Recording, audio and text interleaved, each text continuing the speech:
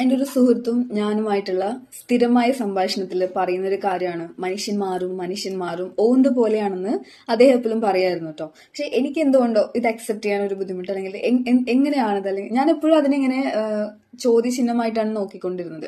പിന്നീട് എൻ്റെ ജീവിതത്തിൽ നിന്ന് തന്നെ ഞാൻ മനസ്സിലാക്കി, ശരിയാണ്, മനുഷ്യൻ മാറും.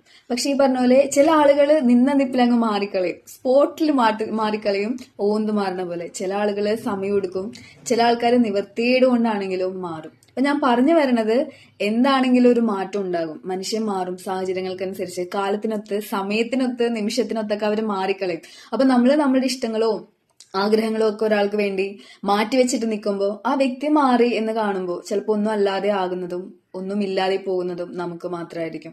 സോ നോ പറയേണ്ടടുത്ത് നോ പറയാനും ഇഷ്ടങ്ങൾ പറയേണ്ടടുത്ത് പറയാനും ഒക്കെയുള്ള ഒരു വിൽ പവർ നമ്മൾ കാണിക്കുക. നമ്മളുടെ ഇഷ്ടങ്ങൾ ആർക്കു വേണ്ടിയും ഉപേക്ഷിക്കാതിരിക്കുക.